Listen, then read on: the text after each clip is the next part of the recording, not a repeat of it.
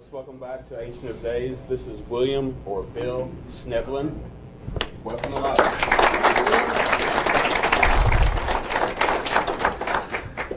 Well, thank you. It is great to be here and exciting in sunny Roswell. Tonight I'm going to be speaking on the War of the Worlds, and I mean that in a spiritual sense. Essentially UFOs, Masonry, and Satanism, and the occult social order. And the reason I got tapped for doing this is because I have a background that's rather extensive in the occult and in Satanism and things of that nature. Next slide. This is our ministry, by the way. This is our little plug real quickly. Our website is withoneaccord.org if you want to look at some of our documents and what have you on there. We have a ministry that's involved in helping people get set free, and we also, of course, preach the gospel and do apologetics against cults, of which obviously the UFO thing is a major thing. Okay, next slide. Essentially, I've been a student of the UFO phenomenon longer than anything else that I've done, except for the fact that I was born a Catholic. I didn't have anything to do with that. So I've been involved with it on and off ever since 1963.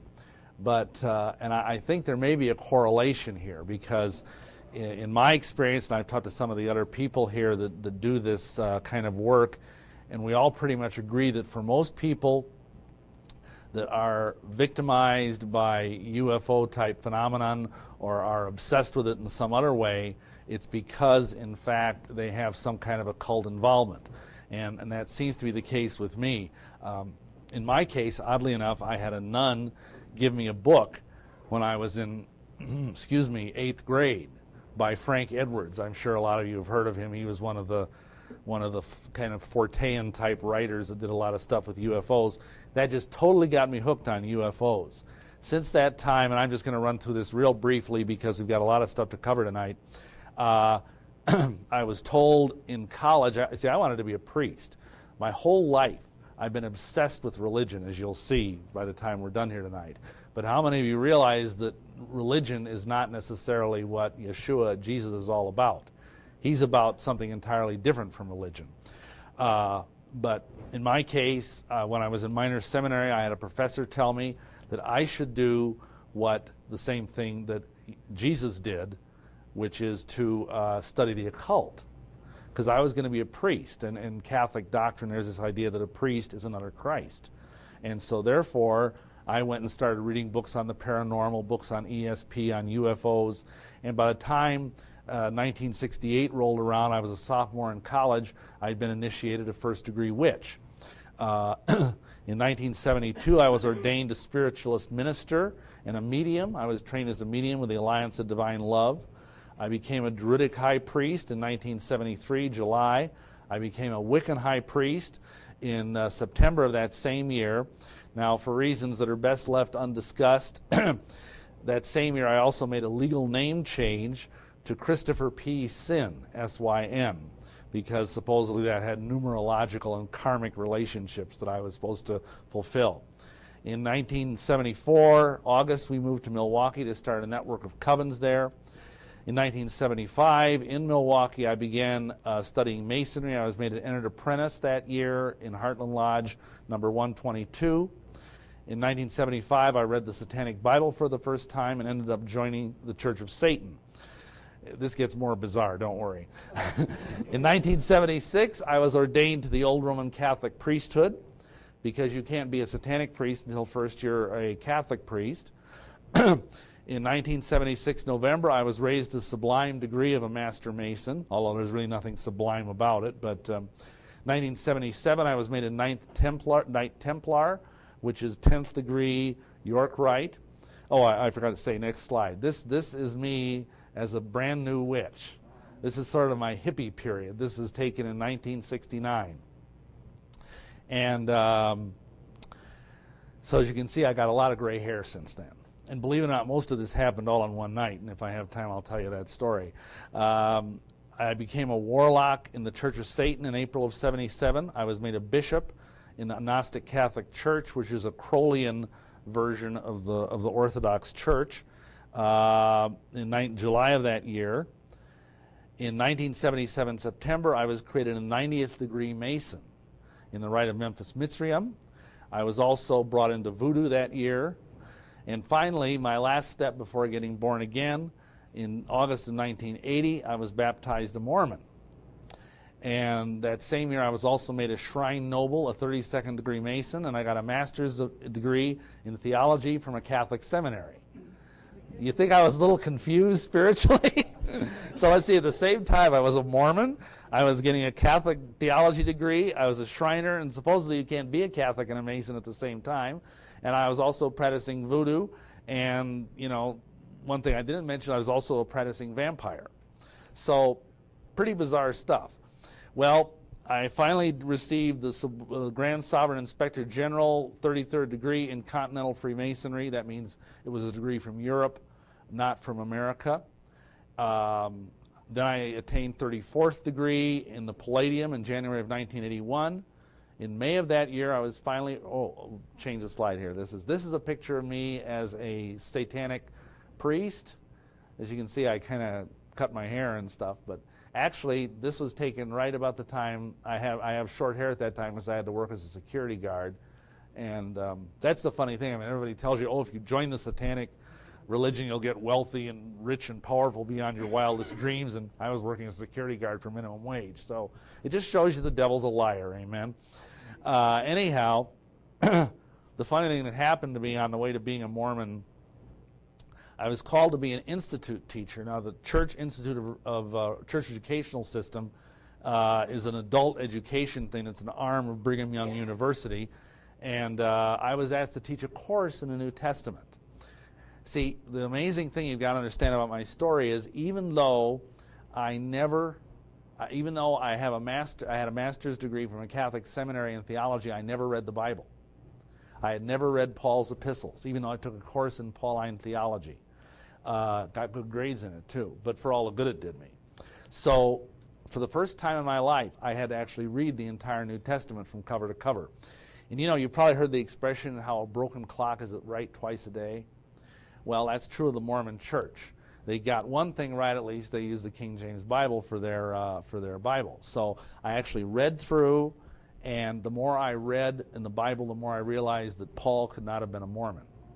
I realized that I read, Galatians 1:8 about if I or an angel from heaven preach any other gospel than the one that I have preached, let him be accursed. And I also read 1 Corinthians 15, which of course says, Paul defines his gospel. He says that what I delivered unto you is that Christ died on the cross and he rose from the dead and was seen of many. So that's the gospel. There's nothing in there about wearing magic underwear or going to the temple or doing genealogy or any of the 4,000 other things Mormons are supposed to do.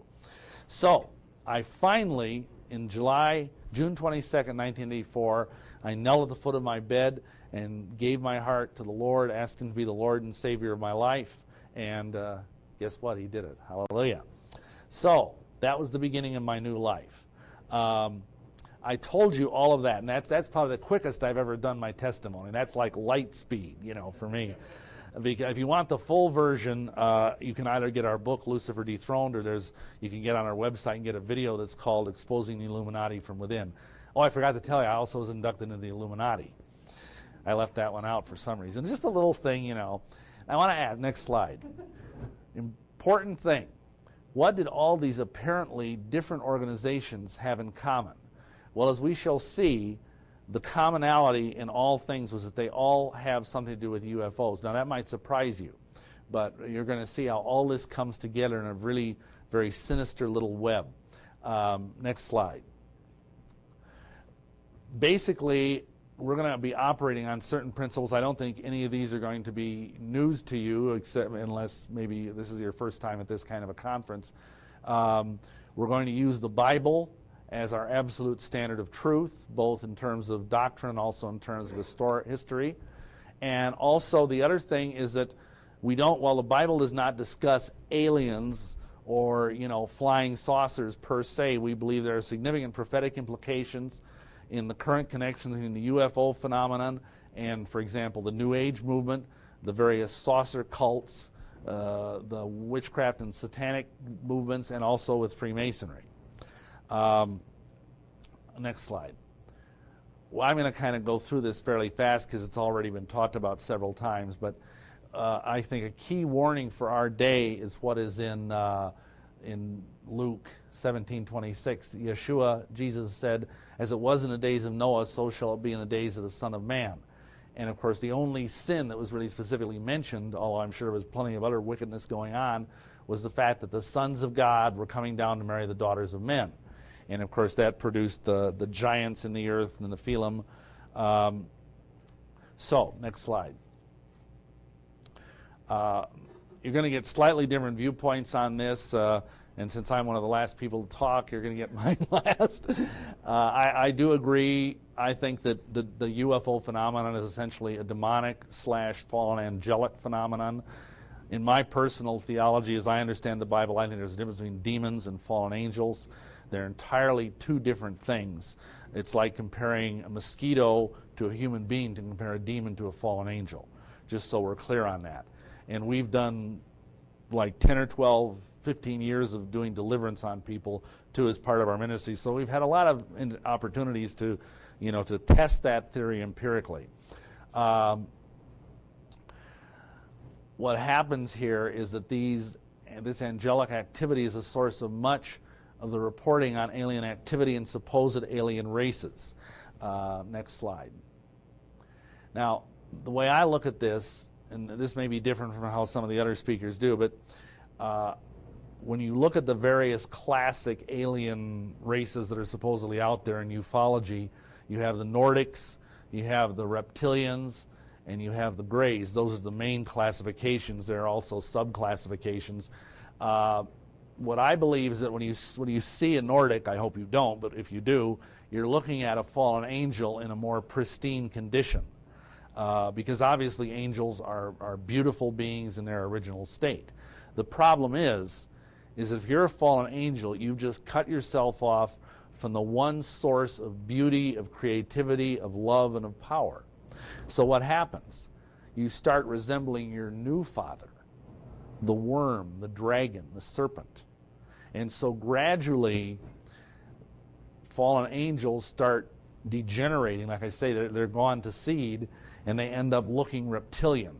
They end up looking like these, draconian or reptilian or whatever you want to call them, forms of aliens. They're still very dangerous and they're still very powerful. And I believe, and I mean, again, there's different opinions on this, they can briefly shapeshift and appear to be human, but that their natural state is like this. In terms of the Greys, who are, of course, the real famous aliens, you see these things all over town here, I think the Greys are essentially genetic experimentation of the fallen angels that didn't work out very well.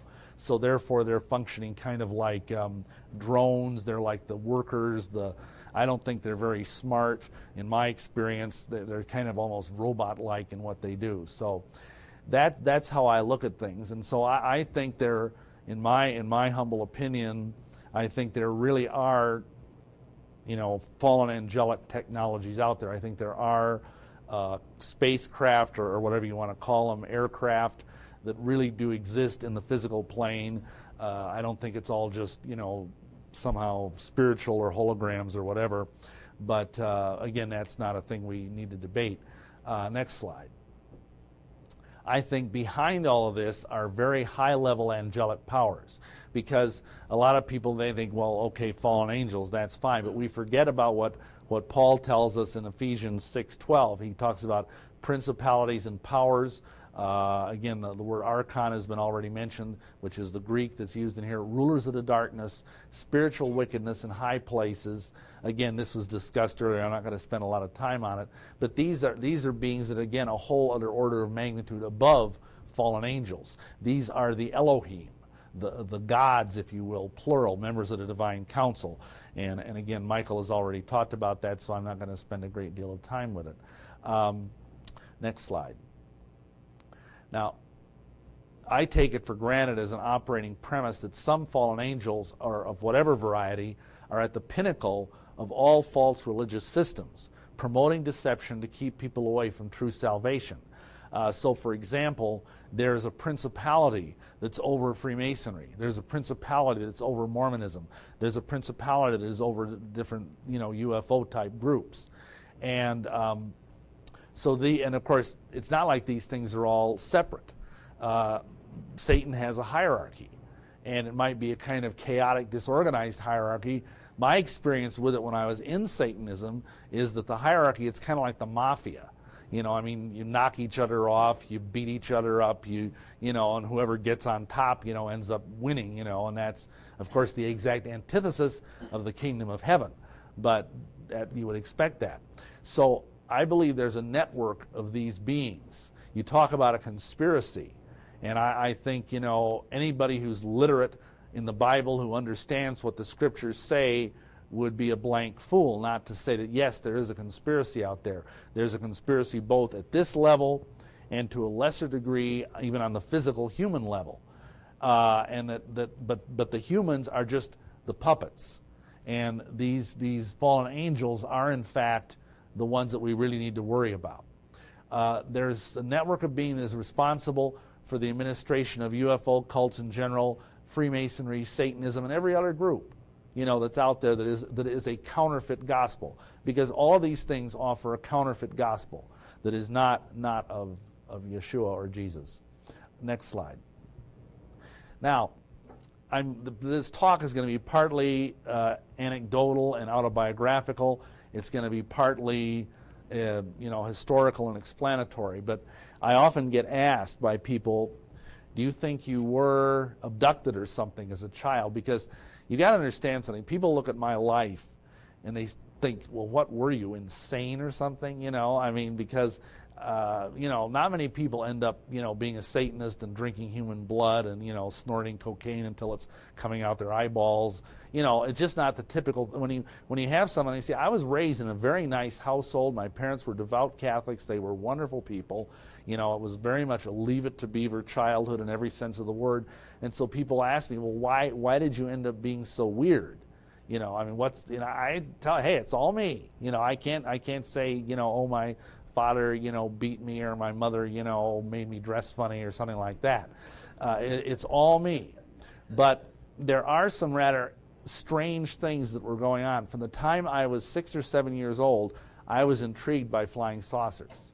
And in the 1950s, that's a tiny bit remarkable because there wasn't as much of it out in the media as there is today.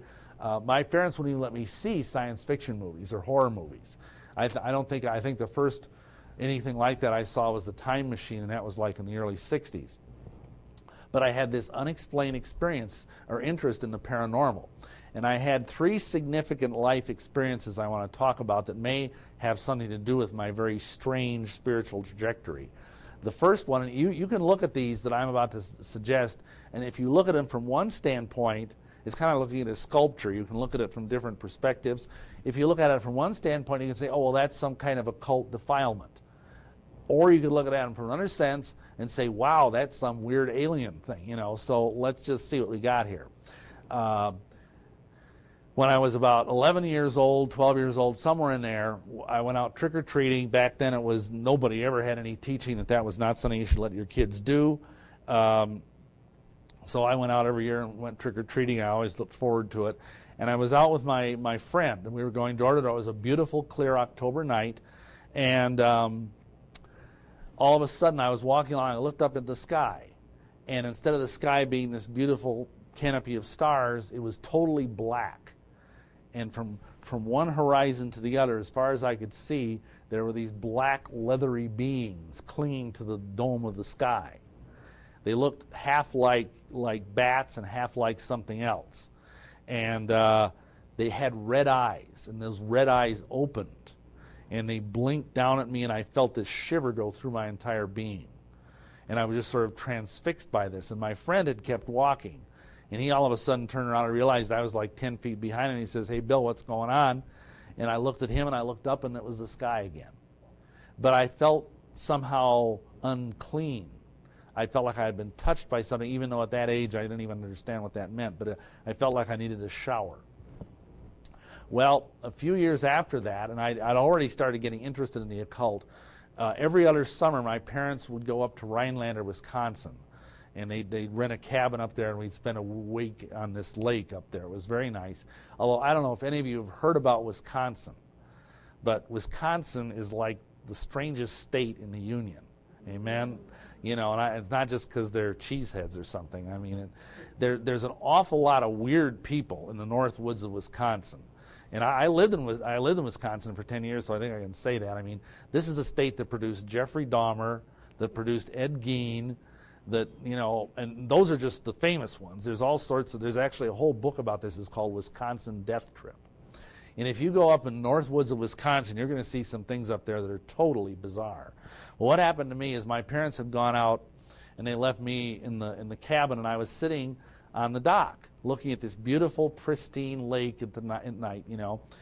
And all of a sudden, the trees started moving like they were blowing in the wind, but there was no wind. It was as still. In fact, the first thing you got to worry about is when all of a sudden all the little night creatures shut up. Amen. You know, that's when you need to start worrying, because there's no crickets, no frogs, no nothing, you know. And all of a sudden all the trees were going like this in utter silence. There was no wind. And the hair just kind of stood up on the back of my neck. I was sitting on this dock cross-legged. And then all of a sudden I started hearing this wind, like this gale force wind, but the trees stopped moving. And I was looking across the lake, and I could see the cabins on the other side of the lake, and all of a sudden something loomed up on the horizon and blotted out the stars. And it rose and it rose, and it was like this ink blot just covering up the stars. And gradually I could tell what it was. You know how it is up in the north woods. I mean, the sky is so clear. And I could gradually make it out. It was actually a giant humanoid form that bestrode the heavens. And it like went like this and went over the top of me like it was striding over me, like I was an ant. And I could actually see the legs striding behind me somewhere, and then it was gone. And then all of a sudden the little night creatures started chirping again, and the trees stopped blowing or whatever. And I just went, what was that? You know. Later on I learned from studying in the occult that it was what they call in the North Woods either the windwalker. It's a Native American thing. But again, you could look at that and think, well, boy, that was kind of a UFO, wasn't it? You know. Now, the more suggestive one is the one I'm about to tell you. Several times in my adolescent years, I would wake up and I'd be laying in the backyard of our house naked. Now, that's kind of weird because I slept with pajamas on. And I have no memories of anything weird going on, no aliens sticking metal objects up my nose or anything. I have nothing to take that to. But I know on numerous occasions that happened, probably 5 or 6 times. And, you know, looking back on it now, because you see, this was like the mid-'60s.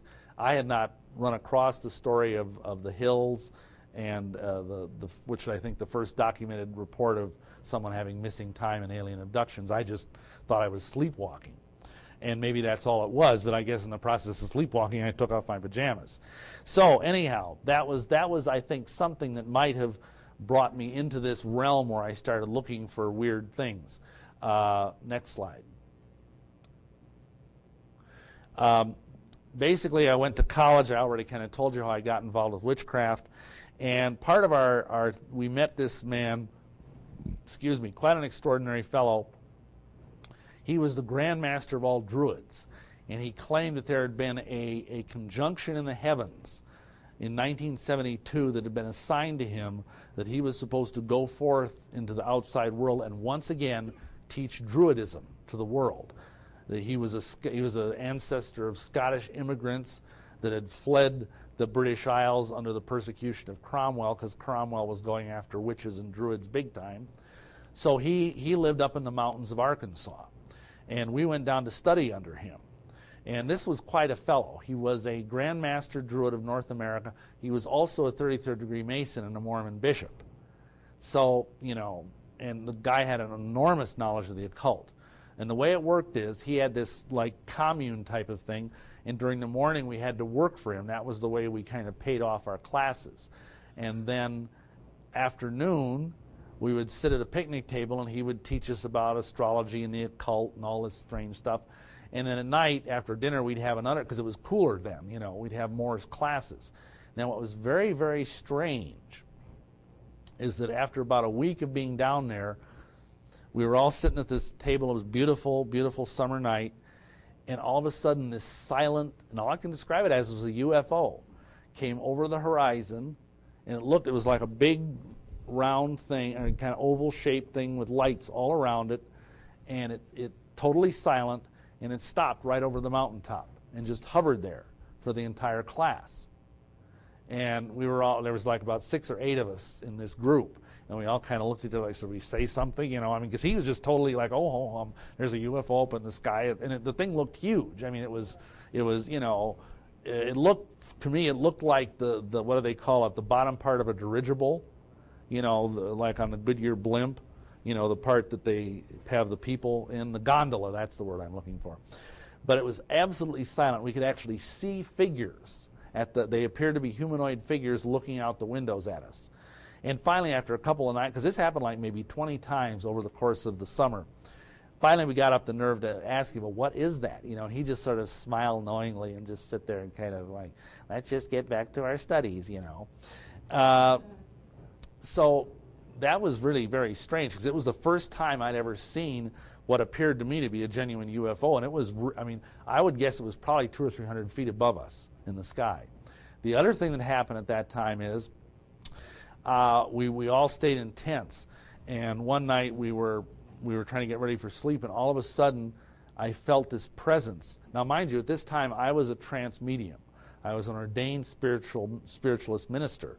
And I was used to going into trance and having, you know, spirit guides speak through me and ascended masters speak through me. And of course, it's all demonic. But at that time, I didn't understand that. But this was different. I felt some very powerful presence come into me that I couldn't fight off.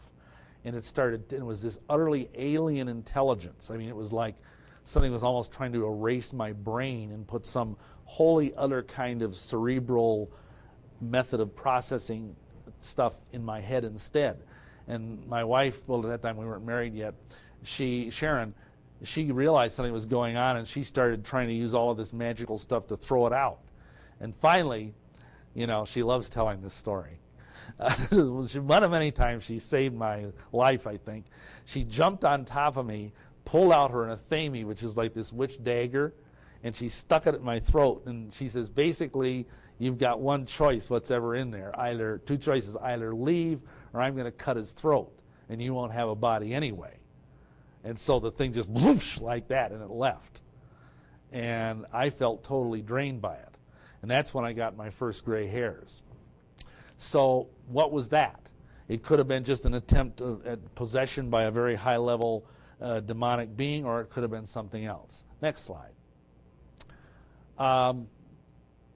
After that, we moved to Milwaukee because we had 80 people that wanted us to teach them how to become witches. So we went there and got an apartment. 1 week later, got firebombed out of our apartment. At this time, you would start thinking, don't you think some intelligent person would maybe figure out you're on the wrong path here, you know? I mean, you try to get demon-possessed, you get a firebomb thrown in your window, you know, duh. But I didn't get it. And I was also functioning as a trance medium at that time. I'd give readings for people. We were involved with Freemasonry at that time. Also ceremonial magic, and I don't know if you understand, ceremonial magic is what is called high magic. It's kind of like, if you've heard of the difference, like in the Anglican Church, they talk about high church versus low church. Well, high magic is where you get to wear, remember that robe you saw me in a few minutes ago in that one photo? You wear real fancy robes, you have incense burners, you have candles, you have, all of this stuff, and you do very elaborate, some of the rituals take 6 months to perform, things like that. We were also very much into Aleister Crowley. I don't know, probably a lot of you know who he is, but he was basically the leading ceremonial magician and Luciferian occultist of the 20th century. We are into Enochian magic. Now, that doesn't have much to do with the Book of Enoch. That's a magical system that Dr. John Dee, who was the original 007. Did you know that? Dr. John Dee. He was a secret agent for Queen Elizabeth I, and his number was 007. And he also was a very high-level occultist, and he summoned up this angel that called himself Enoch, and he brought through this incredibly complex magical system. It's called Enochian magic. And just to show you how powerful this stuff is, the whole last third of the infamous Satanic Bible is made up of Enochian calls, which are the 19 calls or keys of the Enochian system. And they're very, very dangerous if you know how to use them. Then we also got into Goetia.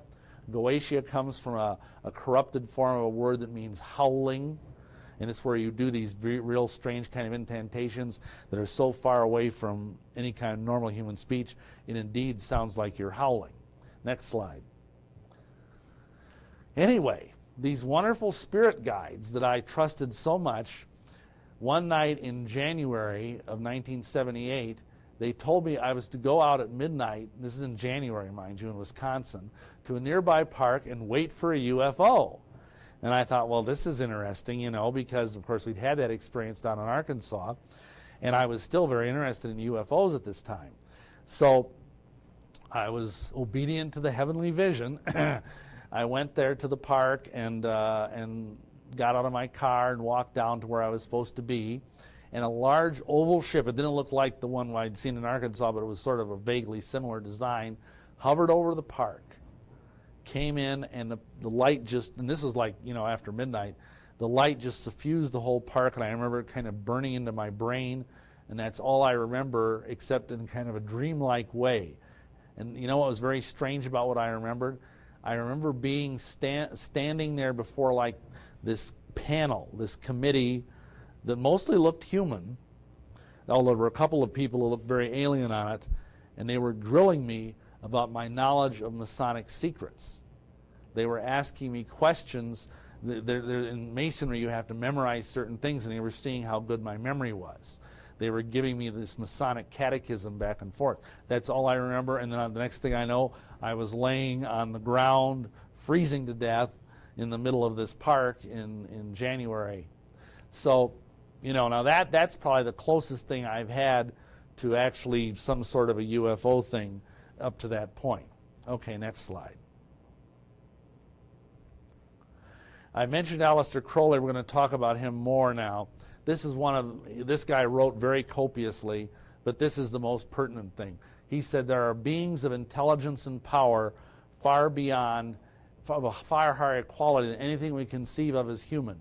They are not necessarily based on the cerebral and nervous structures that we know, and that the one and only chance for mankind to advance as a whole is for individuals to make contact with such beings.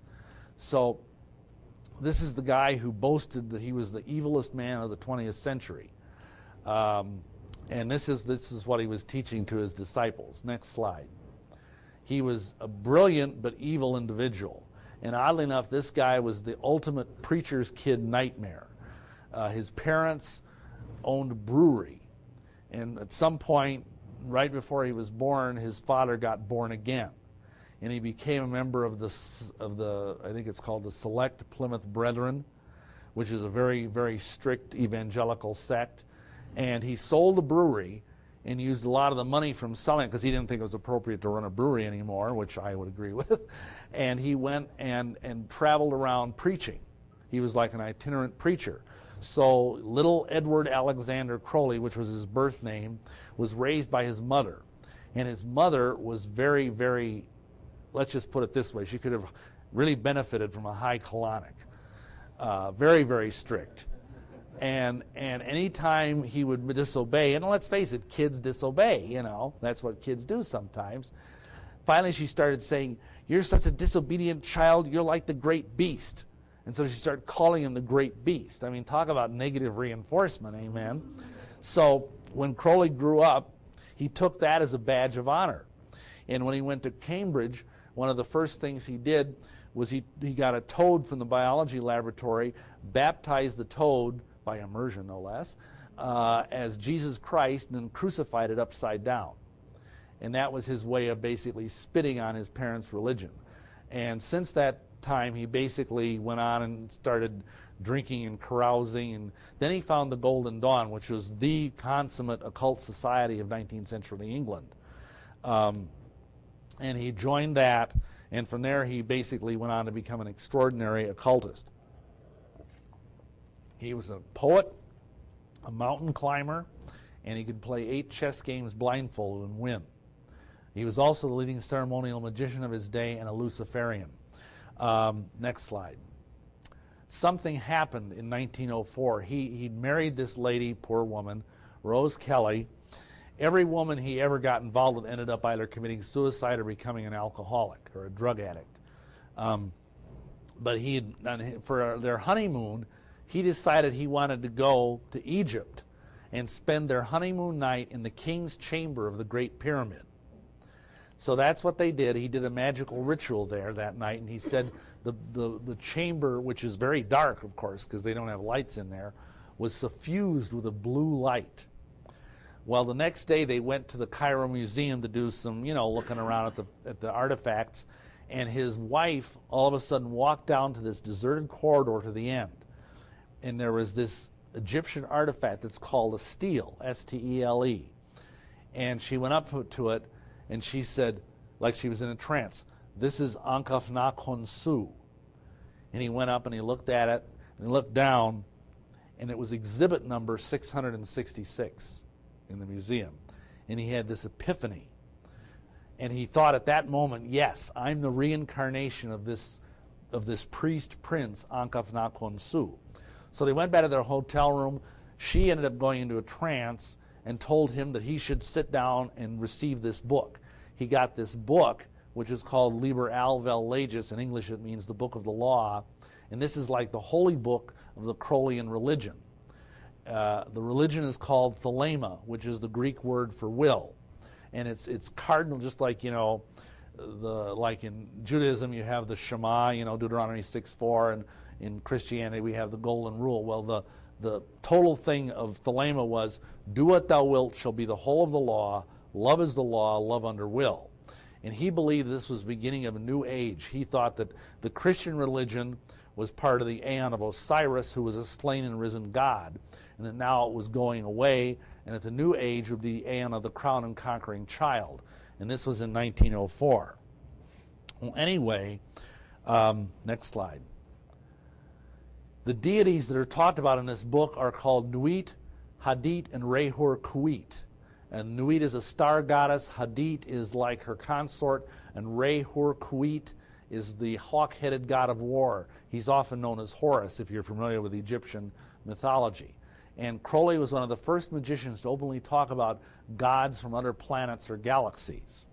In the course of what he was doing, he did what was called the Amalantra working. Next slide. In January through March of 1918, he did one of these very, very elaborate ceremonial magical workings in Central Park West of New York City. And at least one intelligence was brought into physical manifestation. In other words, this being appeared via a magical portal that they opened. They believe they opened the very fabric of space and time and allowed this being to come through. And this is a portrait by Crowley taken from life of what this being looked like. Next slide. Does that look a little familiar? I mean, it's really, the eyes are a little different, but it's very, very similar to the classic gray, alien. This entity identified itself as Lam, L-A-M. Next slide. And this is stuff this guy is Aleister Crowley's successor, Kenneth Grant. Crowley died in 1947, and he is now the outer head of the order of the OTO, which is an occult order, Ordo Templi Orientis, that Crowley was made the head of. And according to him, Lam is a link between the star systems of Sirius and Andromeda. Lam is the gateway to the void. Notice that. It's number 71, and that's in Gematria, which is the Hebrew numbering system, is 71. That's the number of no thing. Lam is a great old one whose countenance is recognizable in all accounts of UFO occupants. Lam has been invoked to fulfill the work set afoot by Aiwass as a reflex of Aiwass. Now, Aiwass is the being that dictated the Book of the Law. He's supposedly like the John the Baptist of the new Aeon. Aiwass is a spirit. He's not a human being. Excuse me, next slide. Now, 1 year before Crowley died, and oddly enough, he died in 1947, the year of the Roswell crash, two of his disciples, L. Ron Hubbard and Jack Parsons. Have you heard of L. Ron Hubbard? Sure. The guy that founded Dianetics and Scientology. Anyway, they decided they were going to try and carry this thing further. And they did what was called the Babylon working in 1946 January. And again, this is right before the birth of the flying saucer with Kenneth Arnold and the Roswell crash just a year before that. They did a further magical working, and they called it the Babylon working. And the purpose of this was, in fact, to invoke the Scarlet Woman, who was supposed to be the consort of the beast. Next slide. They opened the portal wider, and they wanted these extra cosmic intelligences as influences to enter this known universe more freely. And what seems to have happened, they believe, is that they accomplished the drastic enlargement of ripping open of an existing magical portal and then not being able to close it again. And perhaps the rip they created was not possible to close. And it really caused a lot of catastrophic things, the most obvious of which is that Jack Parsons, he's the guy that founded the Jet Propulsion Laboratory. He was a rocket scientist, and just a few weeks after this, he was blown to bits in a jet fuel explosion in his laboratory. But see, this is powerful, dangerous stuff. Don't let anybody tell you that magic isn't real. It is. It's just that it doesn't come from where magicians think it comes from. They believe it comes from within themselves or from these external entities. Actually, it comes from the demonic realm, and it's totally deceptive. Okay, next slide. Today, some Crowleyite OTO-type groups believe that attracting this Lam consciousness is the best way of facilitating the growth of the Lucifer gnosis in human evolution. Now, I think you heard Michael before talk about gnosis and Gnostics. That basically means knowledge. Gnostics are people that believe you're saved by secret knowledge. And so what they're saying here is that if you want to achieve the knowledge of Lucifer, you need to get in touch with this Lam consciousness. Now, according to Kenneth Grant, here's what you have to do. Acquire a portrait of Lam, gaze intently at it, especially on its eyes. Kenneth Grant says this: to gaze into the eyes of this entity is to invite potent contact. One feels an immediate sensation of lightness, of weightlessness, then a sensation of falling, of being sucked into a vortex. Next slide. Now, I'm sure some of you realize that is also reported about the gray aliens. That if you look in their eyes, you kind of go off somewhere, you feel weightless, you feel, like you're sort of caught in cotton candy, you lose all sense of time and space. It's apparent there's a strong connection between these Lam entities and the gray aliens. Does this mean that Lam and the Greys are essentially the same sort of entity with the same agenda? And I would ask this: are the Greys being used to further a Luciferian agenda through varieties of black magic and black science? Let me explain what I mean by those two terms. Black magic is obviously more familiar, but in the occult, black magic is magic that is worked for selfish or evil purposes. That's how it's defined. White magic is magic that's used for good purposes, like healing someone or helping someone get a job or something like that. Actually, both black and white magic are evil, but they're both forbidden by Yahweh God. Black science, though, is something different. Black science is my term. I don't know if I coined it or not, but it's a term I use in my book, Space Invaders. It refers to science that is unorthodox. It's not supposed to exist. Probably some of the things such as Stan Dale was talking about. I'm not saying it's evil science. I'm just saying it's science that is outside the normal pale, and that most scientists would deny it even exists. Okay, next slide. There's another strange piece to this puzzle, and some of you may have heard of him. Howard Phillips Lovecraft died in 1937, born in 1890. He is the author of some very strange, they're hard to classify. They're not science fiction exactly, they're not horror exactly, they're not fantasy exactly. But they're very, very disturbing books. He was born in an upper middle class family in Providence, Rhode Island. He had a lonely childhood, and as a result, he read voraciously. Gee, that sounds like me. I was an only child, by the way. That might go a long way to explain some of my weirdness. The unique element in this guy's stories is how he blended horror, fantasy, and science fiction. Originally, he wanted to be an astronomer. He wrote, his first story was called The Hound, and he wrote it in 1922. His stories are all subtle, chilling, and very disturbing. Of course, he was writing, like 80 years ago. So his tales are all very discreet. I mean, it's not like you're reading a Stephen King novel where there's blood gushing everywhere or sex or violence or anything. He talks about unnameable horrors and things like that. But he achieves some very, very chilling effects nevertheless. He eventually began writing full-time, and his tales began appearing in the magazine Weird Tales, which was like a pulp magazine, back in 1923. This man never married and spent most of his life as a recluse living with his maiden aunts. With lushly purple prose, Lovecraft created a cosmos full of supposed elder gods and great old ones, who were allegedly old when the God of the Bible was young. So these are very, very ancient beings. And what supposedly happened in his worldview is that there were the great old ones, and the elder gods came along and tricked them into trapping them in another dimension. And the elder gods are supposedly good, and the great old ones are supposedly very evil, but they're actually beyond evil and good. Next slide. This slide I got off a website about Lovecraft because we conjured up one of these deities once, and it towered over Lake Michigan. It towered over the Marine National Exchange Bank, which is like 50 stories high. And that, oddly enough, caught very much what it looked like. They're shapeless things. These are the main deities in his system: Yog-Sothoth, Azathoth, Nyarlathotep, Thulhu, Ithaqua, Shub-Niggurath, and Dagon. Of all of these, one is one you might recognize from the Old Testament. Dagon was a god of the Phoenicians. He's a fish god. All of these correspond to certain things. Let me read you what he said. This will give you an idea of Lovecraft's prose. This is what he wrote about Azathoth. Azathoth lives at the heart of the galaxy in what's called the coal sack, the very heart of our galaxy. He's called that last amorphous blight of nethermost confusion that blasphemes and bubbles at the center of all infinity.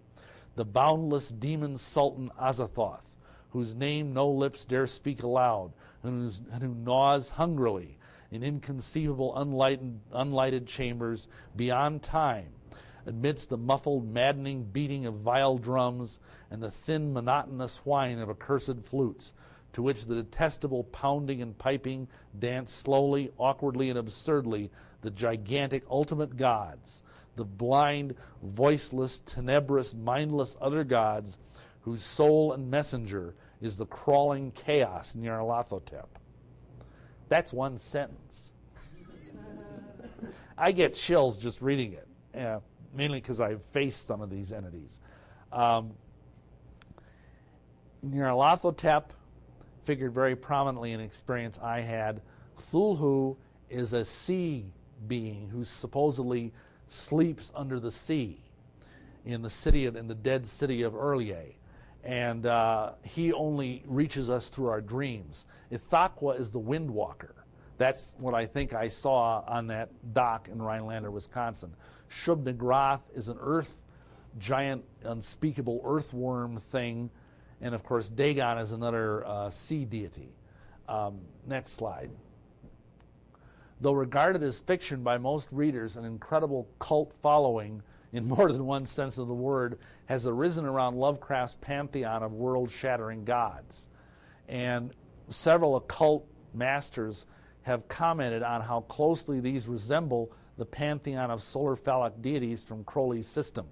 See, here's what Lovecraft, in his stories, there's very often no women in any of his stories. There's usually the hero, if I can call him that, is some very shy, scholarly person who gets his hands on this incredibly evil book called the Necronomicon. And they find out from this book how to open doorways in other dimensions, and they end up facing these deities and going mad. Okay, next slide. Is this really entirely fictional? And does it matter? Next slide. Kenneth Grant actually believes that Lovecraft had accessed some ancient and very evil archetypes. And he thought this was a good thing, of course, unlike any sane person. So, you know, he basically felt that there's so much similarity between some of these names that it was amazing. Now, the other thing is that some researchers have discovered, like, one of his stories, let me just preface it by saying this. One of Lovecraft's stories is called The Shadow over Innsmouth. And it's set in this New England town where these horrible half-human, half-sea monster creatures shamble out of the sea, and they go and worship at the Masonic Lodge in Innsmouth. And what they do is they've gradually taken over the town. And all these residents of this town are all like horrible genetic experiments gone awry. And they're like half fish or half frog and half human. Now, what is intriguing about that is Lovecraft's grandfather, according to research that I've read, was an adept of Egyptian Freemasonry, which is a very high-level kind of masonry I was involved in. And according to some researchers, he had access to some of these books.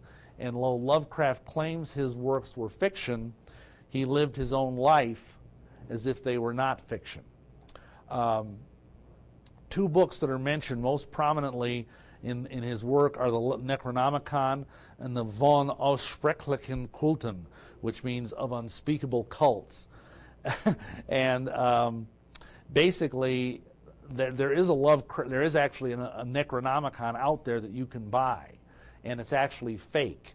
It's you can go and get it at any Barnes and Noble bookstore, but it's actually a very, very pallid reflection. I've seen the real Necronomicon, and it's very, very dangerous. You don't even want to get near the thing.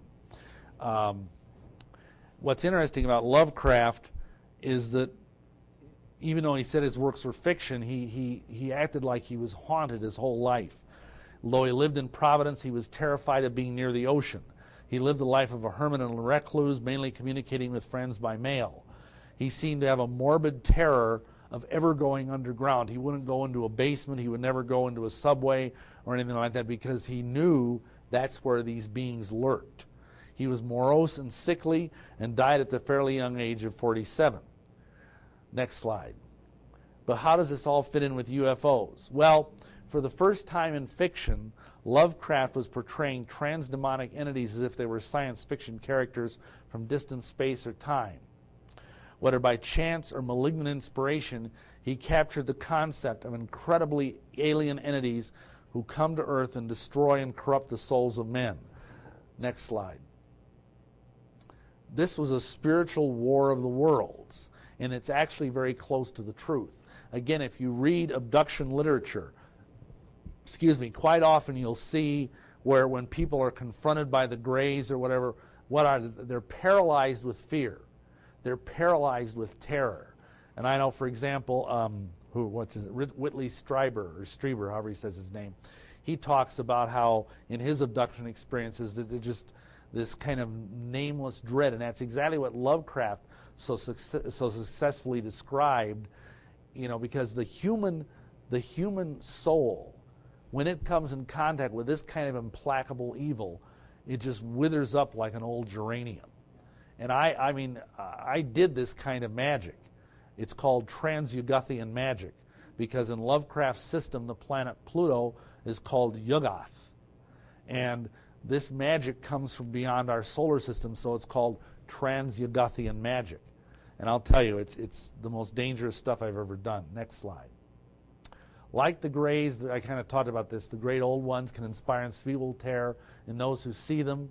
Serious magicians have had access to the real Necronomicon for years. And this is important. Necronomicon rituals are designed to open portals or gates to allow the great old ones to pass into our universe. And notice again, like Crowley, he died in the year 1947. Is that a coincidence? I don't know. The interesting thing is, even this bogus Necronomicon, it has some fragments of the real one in it. When it first came out, it came out in a limited edition of 666 copies. And the Occult bookstore in Milwaukee had one on the shelf. And they sold it to a fellow who was a very advanced ceremonial magician. He took it home that night, and his little girl, 3 years old, went in the bathroom, locked the door, cut her wrist with a razor, and killed herself. So he took the book back. This just illustrates the power of this book. The next guy that bought the book, he took it home. He lived in a high-rise over Lake Michigan, and as soon as he walked in the door, he had this beautiful black cat. The black cat took one look at the book, went like that, started running around in circles as fast as it could, just like a black streak, and then it just went out the window, smashed through this tempered glass window, and fell 30 stories to its death. He took the book back. Guess who bought it next? Amazingly, I'm still here, you know. And I mean, I can look back and I can see so many places where Yahweh had his hand on me, where he kept me safe, you know, in spite of all the dumb, stupid things I did. And I just give him all the glory for that, because otherwise I'd be frying in hell right now, I'm sure of it. But notice this thing here. These rituals are designed to open up portals to allow the old ones back into our universe. And I think that's why partly we're seeing more and more, because we used to do these rituals. Next slide. Oh. You can't understand the impact Lovecraft has had in our popular culture. Dozens of books and stories have been inspired by Lovecraft. Movies. I don't know if you ever heard of this H.R. Geiger, or Giger, I'm not sure how he says his name. He's actually a member of the Swiss OTO, which is a Crowleyan cult. He's a very, very bizarre artist, and he's the one who designed the original Alien for the movie Alien. And he said he got his inspiration for his art by meditating on the works of H.P. Lovecraft.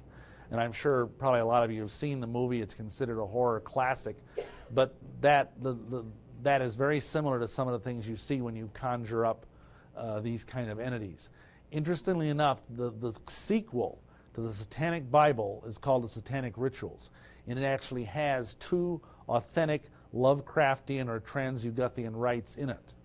So, you know, this stuff is constantly going around and is out there all the time. Now, when the typical UFO person or occultist approaches these subjects from the direction of faith or science, or at least pseudoscience, Lovecraft, Cthulhu mythos, which is what this whole thing is called, comes to the same subject as black magic. And it's just amazing how all this stuff correlates. Next slide. Now we're going to get more into some autobiographical material. Let's see here. I want to say this one thing. I don't want to get into a debate academically over whether or not Lovecraft's mythos is real. Some people say it isn't, some people say it is. The point is to understand that almost 85 years ago he began tapping into something of the human psyche which both satanic magicians and fallen angels have very much wanted to cultivate. He's pulling these things, he's dead now, but I mean he was pulling these things out of his own psyche from the very depths and most horrible parts, and now they're being used worldwide in satanic rituals. Okay, tunneling through space with cocktails. How's that for a subtitle? The guy who taught me about half of what I know about black magic was a very strange Gnostic archbishop. I talk about this extensively in my book, Lucifer Dethroned. This gentleman, who's still alive, and he's still got a presence on the web, but I'm not going to tell you his name because he's that dangerous. He was a very weird individual. He was a deacon in the Anglican Church, Episcopal Church, sorry, and he was sent as a missionary down to Haiti. And while he was down in Haiti, he happened to run across the Pope of Voodoo. Did you know there was a Pope of Voodoo? And at that time, the Pope of Voodoo was Hector Francois Germain. And he brought him into the highest levels of Voodoo. And at that point, he decided, I'm going to leave behind my career as an Episcopal clergyman, and I'm going to become a Voodoo Hierophant. And by the way, this is a white man. And not that that matters, but most people think of Voodoo as being primarily an African-American or African type thing. And it really isn't. This guy had me come down and study under him. And I'll tell you, he was, he'd do things like we'd get up in the morning and we'd have to have cocktails in the morning, which is a little weird. Then he'd have us say the Divine Office, which is this book of prayers that Catholic and Anglican clergy use. Then we'd have to say rosaries. Then we'd go do obscene satanic rituals for a while. Then we'd come back and have some more cocktails. And, this guy was really strange. And what he did is among many things he taught me was how to create Trans-Yugothian icons. Now, an icon, I'm not talking about computer icons now. An icon is like a sacred painting in the Orthodox Church. If you go into like a Greek Orthodox church or whatever, you see these icons of Mary or Jesus or whatever, Well, those are believed in the Orthodox religion to be windows to heaven. Well, what these things were, they were windows to hell. They were windows to other dimension, other space-time continua. And he taught me how to do that. He created like these obscene portraits that were, I can't even describe them. And you could, by meditating in them, you could go into other universes. And I'll never forget, one night I spent in his apartment was enough to really scare me to pieces, because he had these paintings everywhere, oil paintings. And he had me sleep on a futon, which was in the middle of his living room. And as I was laying there, I would hear rustling sounds. And I'd turn on a light, and all of these weird plants that he had in the window had moved around. I won't even tell you what he watered them with. Then I would turn off the light, and I was a little freaked out by that, and I'd hear more rustling sounds. And I'd turn on the light, and the paintings on the wall had moved around. And at that point, I got out my rosary. It's like, Anton LaVey sleeps with a nightlight, right? And here's a great satanic priest, and I heard more rustling sounds. I turned on the light again. The paintings had moved some more, but not only that, the content of the paintings had changed. The figures in them had moved. And, I still get goosebumps about it. Anyway, the key thing that he taught me was how to open up portals to Sirius B and thence to Universe B. Let me explain what that means. You've probably heard, I think you heard, in fact, Michael talk earlier about the star system, the star Sirius. Sirius is a red giant star that's the most prominent star in the heavens. And it's in the dog's, the Canis Minor constellation. It's called the dog star. And in fact, it's interesting, there's a line in Crowley's Book of the Law, is God to live in a dog? Because God and dog, God backwards is dog. Anyway, there's this strange tribe in Africa that for hundreds of years, part of it, they worship the star god Sirius. And interesting enough, one of the names of Sirius, which is the evilest star in the Egyptian pantheon, is the Eastern Star. So the next time you see those Order of the Eastern Star, nice little temples and everything, with their upside-down satanic pentagrams as their logo, think of that.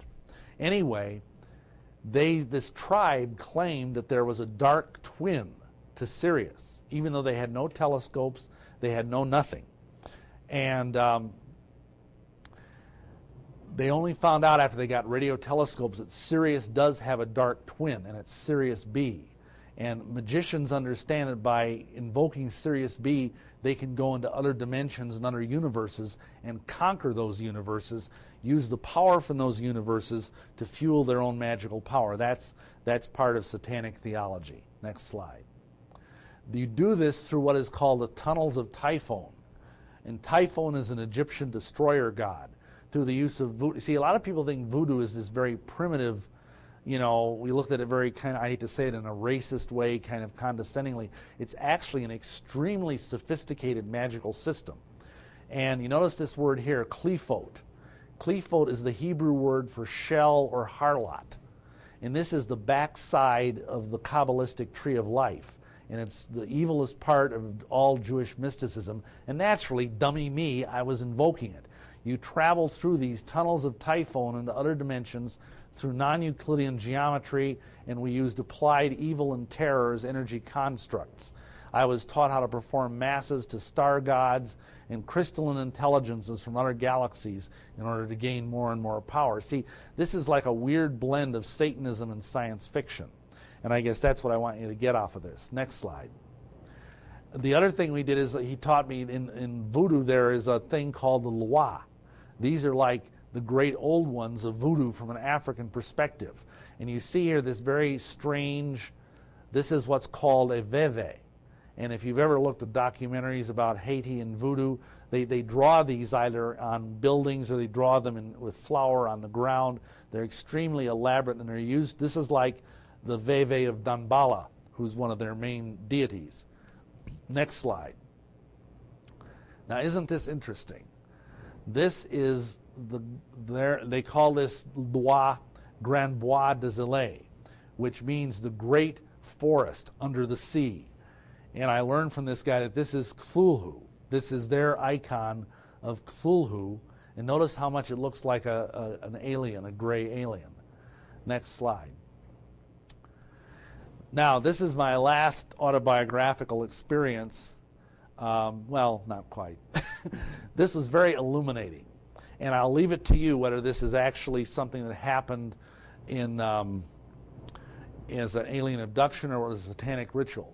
I was home alone in my parents' house. My wife didn't come with me. I was visiting them. I was asleep in my bed. All of a sudden, I was carried out of my bed, thought I was dreaming. A lot of UFO abductees think that. I was carried up through the roof into outer space. I went through hundreds and hundreds of thousands of miles of space out to one of the moons of Saturn. When I got to the moon of Saturn, I was placed down there, and there was this man who was one of my mentors in real life, an illuminous mentor, and he said, "Welcome to the Cathedral of Pain." I wasn't sure I liked the sound of that. There was this giant black obsidian, very obscene-looking building, unlike any, I can't even describe it. I tried to paint it once, and it didn't even come out right. I was led into this. Inside of this cathedral, the walls, instead of like stained glass like you might see in a normal cathedral, there were these like giant aquariums. And this ghostly blue light from these aquariums illuminated the cathedral. And floating in these giant tanks were hundreds of mutilated naked human bodies. Hundreds of them. Children, adults, men, women, didn't matter. And I was led up to this altar, and I was made to be strapped down on this altar. And all these people came out in black robes, and they were chanting in French, blasphemous things. Don't ask me why French, but they were. And then all of a sudden, on this throne in the distance, which I hadn't noticed before, this being started manifesting, scintillating.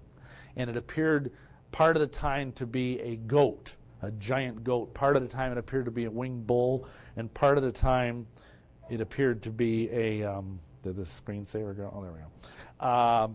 And part of the time it appeared to be a beautiful blonde man. And this being came down to where I was laying strapped on this altar. I wasn't feeling too good about this. And he had these giant talons. He was like 20 feet tall. And he took one of his talons and he buried it in my forehead, right in my third eye. And I felt this searing pain. You can still see the scar. And it was like my whole brain turned into white-hot pain. And he said, "Now you belong to me, body, soul, and spirit." And then he pulled his hand out, and at that moment, like a thunderclap, I was falling back to earth at the speed of light, and I landed in my backyard in a mass of flame and lightning.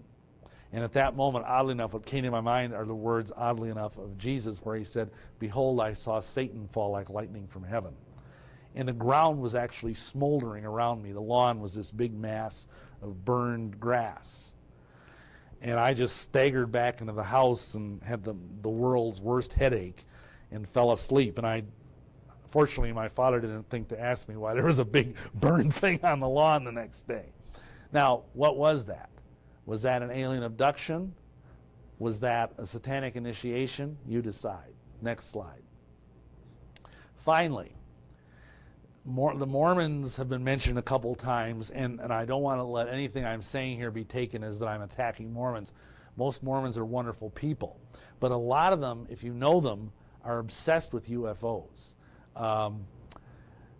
If you look at the original story of how Mormonism started, Joseph Smith claims that he went off to pray into this grove that now Mormons call the Sacred Grove in upstate New York, near Palmyra. And he claims, now listen to this, not with the eyes of faith, but with the eyes of a UFO person, someone who's into UFOs. He claims that as he was kneeling and praying and asking God for wisdom about what church to join, all of a sudden this column of light came down from the heavens, and he felt enveloped by darkness. He felt like he had no energy, like he couldn't even cry out, and he felt as if he was almost going to suffocate in darkness. And then all of a sudden, from out of this light, two beings appeared, glowing in white. And they looked identical, and one being said to the other, "This is my beloved son, hear him." And the other being told Joseph Smith not to join any church, but rather to wait for further instructions. I'm paraphrasing here. Now, you could say, well, that was a heavenly vision. Or you could say, were those two UFO nauts? It's interesting, because there's a lot of science fiction elements in Mormonism. For example, how many of you realize that Mormons teach that the God of Mormonism, Heavenly Father, is actually an extraterrestrial being? He's a man just like you and me with body parts and passions. That's their terminology. From the planet Kolob, at the heart of the galaxy. In fact, how many of you realize that the guy that created the science fiction show Battlestar Galactica back in the 70s was a Mormon, Glenn Larson. And he incorporated a lot of Mormon ideas into that science fiction show. Joseph Smith claimed he had seer stones, which looked like this, and he could put them on, and they were universal translators. He could translate any language, any ancient language, didn't matter. Faithful Mormons are also taught that they will get their own star systems someday, where they will reign over their own star systems as gods and goddesses. And as Mormons, we would keep running into Mormons who were very sure that Jesus was a space alien, and he was going to return to Earth on a spaceship to Missouri. That's where the Garden of Eden really is, in case you didn't know that. It's in Missouri. It's a place called Adam on Diamond. Now, what's interesting, next slide, as we drove out to Utah to be sealed in the temple for time and all eternity, we were buzzed continually by UFOs at night, especially as we drove through, so we started getting into western Nebraska or Kansas, whatever it was, and into Utah. We'd see UFOs pacing us all the time. It was very, very weird. Then some very strange things happened in the temple. When we went to the temple, my wife gave a secret word that she had been given by the Grand Master Druid to be entered into the Mormon computer, because they used computers to track their temple attendees. This is even way back in 1981. As soon as they typed the word in, the entire computer system crashed. They emptied the temple, and especially she, was taken through alone. And during that time, she saw some reptilians underneath the temple, in the basements of the temple where the endowments are done. There's also the strange case of the Seattle temple. That temple was built back in the late 80s, and right at the time they were building it, I used to work for a gentleman named Ed Decker who runs Saints Alive in Jesus, and they had some interesting ideas on guerrilla warfare. What they did is in the night, when they were getting ready to pour the foundation for the Seattle temple, they snuck in there, and they put a copy of the Bible underneath each one of the pylons before they poured the concrete. And they said that's the only temple in the Mormon church that's built on the Word of Yahweh. Hallelujah. Well, then they ended up, and then you know what they did to make matters worse? They waited until the temple was about 90% done, and they called them and said, "Guess what? We did." Anyhow, you got to love these guys. Then, when the Mormon prophet came to pray over the temple, to give the dedicatory prayer over the temple, just like Solomon did, you know, in 1 Kings, they were the whole prayer team from Saints Alive. I'll tell you, this is spiritual warfare at its finest, brothers and sisters. We're up on the hill praying against him and binding all the false, lying, and deceitful spirits. Now, you got to understand something about Mormon temples. Mormons believe that they do work for the dead, and that if they baptize like their dear departed grandmother so they can become Mormons in the spirit world, that often these people will come from beyond the grave and manifest and tell them, "Oh, thank you for helping me to get into heaven. Thank you for helping me become a Mormon here in the spirit world. Thank you for letting me out of spirit prison." Well, you know what? In this temple, these people, nice Mormon people, were seeing lizards 6 feet tall running down the corridors of the temple.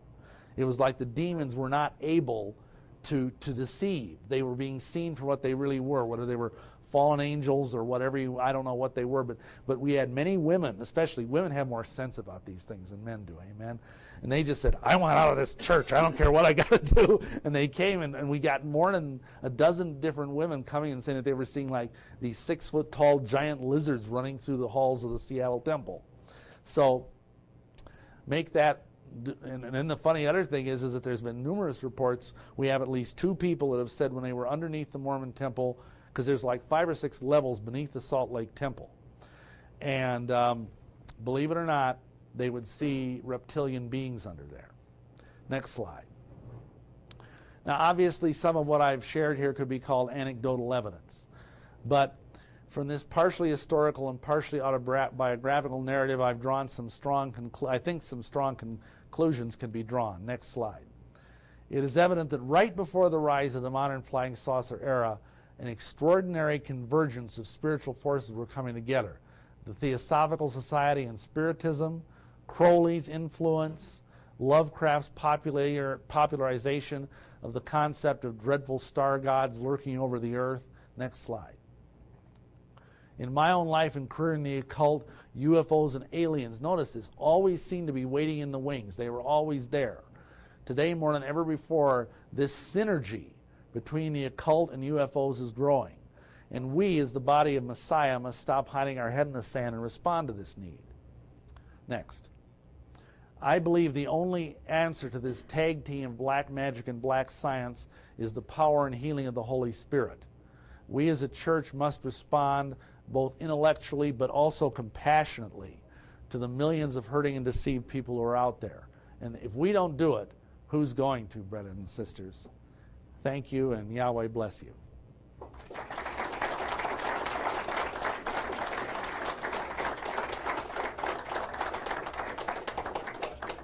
Yeah, if you have time. We'll start 5 or 10 minutes late on Patrick or 10 or 15. I have a question. Yes. Baptism of the dead, what does that do and what is that for? The question is, what is the baptism for the dead in the Mormon Church? They believe that everybody who dies without hearing the Mormon gospel is basically put in a holding pattern in spirit prison, in the spirit world. And then, that's why they do all this genealogy work. And they believe that if you, like when my grandfather died, for example, I went and got all of his information, and I took that information to the temple, and then I went through and did all of this stuff for him by proxy. And the baptisms, you're baptized by proxy for these various dead people. And they believe that at that moment, up in spirit prison, 2 Mormon missionary angels go to this individual and say, here's the Mormon gospel, do you accept it or not? And if they say yes, let out of spirit prison and they go right up to the celestial kingdom. Now, what it does in reality is absolutely nothing, except give the Mormons something to do. You know, but I mean, like for example, Martin Luther is now a Mormon. John Calvin is now a Mormon. John Knox and Zwingle, all the great reformers are all Mormons. They've all been baptized from beyond the grave. So it's satanic ceremony? Well, it's only satanic in the sense that it's a deception. I mean, it's not in any way, there's nothing sinister about it. they don't really baptize dead bodies, but yeah, I mean, they, No, I've experienced it. okay. That's what I was asking. Yeah, yeah. That's the idea. Did you have a thought? I was just gonna ask, is that when Paul talks about the baptizing the dead, baptism of the dead in 1 Corinthians, I think it's 15? Yes. Is that what it's referring to? Well, Or similar? that's the verse the Mormons use to hang that practice on. And you go to 5 different Bible commentaries, you'll get 5 different explanations, and I don't really think we know for sure what Paul was talking about. Yes, sir. I'd like for you to stick your neck out on the line. I hear that as a Mormon, that you have to go through a temple ritual to slit your throat, spill your bowels. If you let go of the secrets that happen there. Could you tell us? And also that they're very similar to Masons and the Mormons do the exact same thing. Could you elaborate on that a little bit for us? Okay, he's asking about if there are like penal things in the Mormon religion, in the temple, that involve swearing oaths and stuff that are similar to Mormonism, Masonry, and yes, they're very similar to Masonry. You like for the first sign of the Aaronic priesthood in the temple is you go like this. That's also the dew guard or the penal sign of the entered apprentice, which is the first degree in Masonry. Now, just since we wrote our book, Mormonism's Temple of Doom, back in 1987, the Mormons cleaned up their temple rituals a little. They got rid of some of that stuff. But back before, like it was 91 that they made the change. Back before that, all that stuff was in there. Yeah, you'd be making gestures like you're being disemboweled or having your body cut in two, things like that, yes. Someone that... Have you met the angel Moroni? Only when doing demonic deliverance. He asked if I'd met the angel Moroni. Moroni is the angel you see on top of the Mormon temple spires. And he's supposedly a dead prophet. They believe when you die, if you're righteous, you become an angel. So he's like a dead prophet from the ancient Americas. And yeah, oddly enough, Moroni shows up as a demonic strongman with Mormons when we pray for them to be set free. Yes, sir. What group that you didn't mention that you're affiliated with? You encountered Jehovah's Witness? Never was Jehovah's Witness. I don't know if you had any information on them compared to these other groups. And also, some of your comments and your own personal religious experience now almost sound to me some of the words like Messianic Jew type experience. Can you share a little bit about your current faith right now? I mean, some of the language. I didn't know. I am Torah observant. I do go to a Messianic congregation. I learned partially as a Mormon that when I did genealogy that I had some Jewish blood in my ancestry, and so that's why I use the name Yahshua or Yeshua, and why I use the name Yahweh is because those are the ancient Hebrew names for the Father and the Son. So I guess we're out of time at this point. So thank you. I know I went over time, but bless you and thanks for your patience.